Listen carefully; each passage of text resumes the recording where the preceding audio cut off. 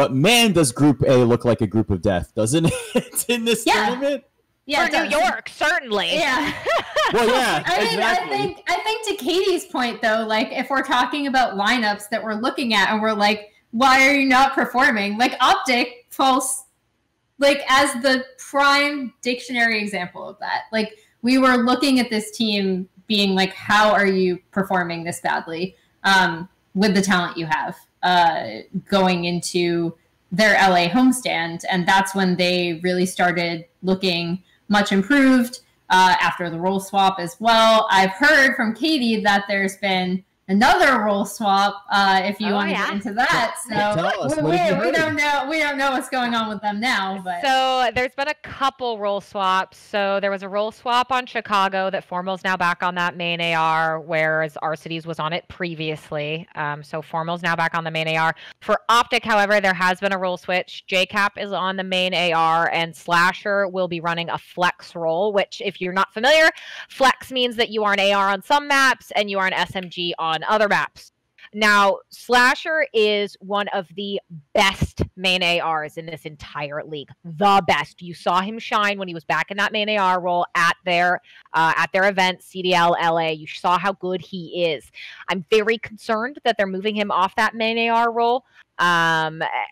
Cap, maybe it's a safer role for him to be in. He will have to deal with tough matchups, like, you know, if he's dueling with Octane, for example, or maybe Formal or someone else. But that has been the role change that's occurred within Optic, that Slasher is no longer main AR. Cap will be assuming that role, and Kenny will be running the SMG. And I've heard from them that they have seen some improvements in their hard point in recent scrims. But scrims leave a lot off the table in terms of how performance will actually translate in a tournament. So yes, potential hardpoint improvements, but that switch for Slasher makes me very nervous. So overall, all of these, and maybe that's why Formal put up that tweet. Maybe he was just happy, he wanted a role change back, and he got it, and he's happy with it. Maybe that gives him that rejuvenation that he needs. Sometimes all it takes is to be, we see this in League of Legends, right, Emily? Like, sometimes all it takes is a little bit of a role swap, and then you find yourself rejuvenated and that passion returns. So we're going to have to wait and see this weekend, right?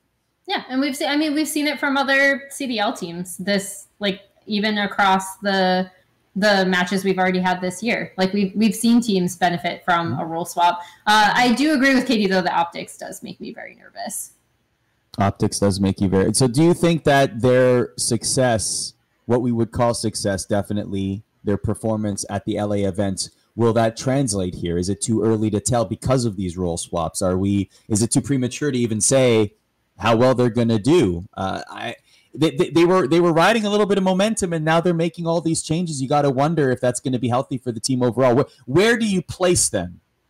I mean, based on, like, previous results and the fact that I know talking to them, they definitely seemed like that first win was, like, really important, because you get to a point where you're just losing, and you're losing matches that, like, you know you should have won. And Optic have had several of those that have been, like, they threw away. Yes, that very, they actively, very close. That they definitely here. You seem like you really want to win here. You can have it. Sharing is caring. There you go. Like, and that like definitely gets to you mentally, right? So I think it was super important that they got those wins, and I do think it's not necessarily a momentum thing, but now that that's no longer there and it's no longer a part, like, hanging over them as a team, I think that's actually really important, maybe a little bit more important than people would think. I also, looking at this group, again, this is unfortunately results-based analysis, because that's all we've had. I have heard that Guerrillas are performing a lot better in scrims recently, but you're looking at this group and you're like, okay, if I'm basing this on previous performances, especially going from last week and the LA homestand, I'm looking at Dallas and Optic to get out of Group B. Yeah, I would agree with that. And interesting to note, so I don't know if we want to save kind of some of the insights I gleaned about Guerrillas for later, Arda. No, please, let's get into it. I was going to ask, are Guerrillas going to be able to bounce back, or are they chalked? I don't think they're chalked at all. Of all the teams that are lowest on the scoreboard, I know technically they're 12 out of 12, but I actually have the most hope for them specifically. Okay. Aside from, I have far more hope for them than I do for like Ultra, for example.